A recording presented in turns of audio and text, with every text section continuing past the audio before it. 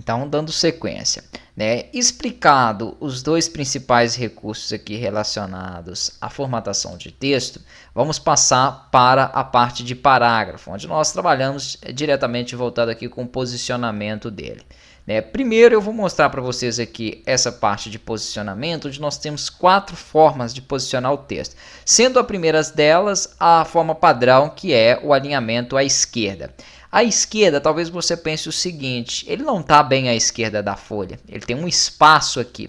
Esse espaço nós chamamos de margem, é a distância que nós temos aqui, ó, para a borda da página, né? Até mesmo para que o texto não fique colado aqui.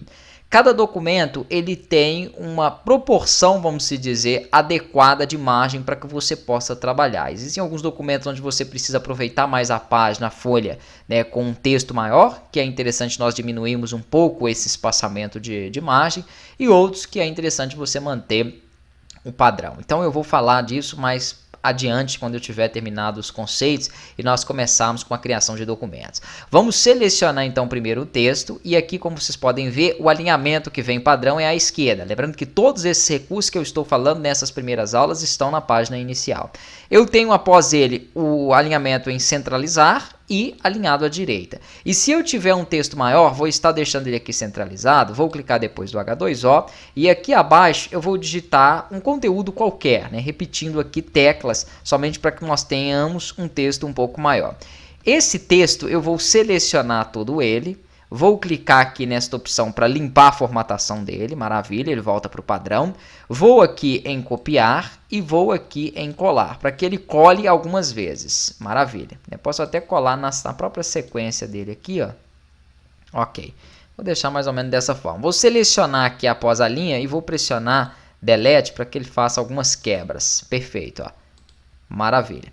E com isso, então, percebam o seguinte, quando eu tenho um texto um pouco maior como esse, eu posso selecionar todo ele e fazer um alinhamento que se chama justificar, né, que é um alinhamento justificado, aonde a mesma proporção de texto fica para os dois lados bem subdividida. Tá joia? Então, ele tenta colocar esse texto, né, com uma estrutura melhor aqui dentro da página, onde ele começa aqui na esquerda e termina à direita com as linhas praticamente no mesmo tamanho, totalmente justificados. Então depois nós veremos um pouco mais sobre esse texto também, né? Aqui é porque eu não coloquei muitas palavras também separando, então como não é um texto propriamente padrão, né, ele não ficou tão bem distribuído assim. Vou pegar um outro texto aqui e já retomo.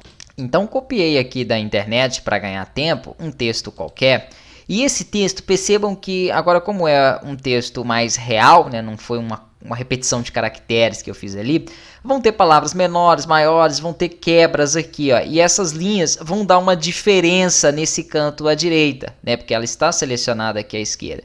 Quando eu seleciono tudo e mando ele justificar, ele tenta colocar a estrutura dele o mais correto possível. Então, da mesma forma que esse texto inicia todas as palavras na esquerda, ele tenta fazer com que isso aconteça também à direita. Então, é bem interessante, é um alinhamento para que você coloque, né, quando você tem um conteúdo de texto extenso. São os principais. Existem outros recursos aqui, por exemplo, que tem dentro dessa guia, né, que vamos supor que eu esteja colocando aqui, por exemplo,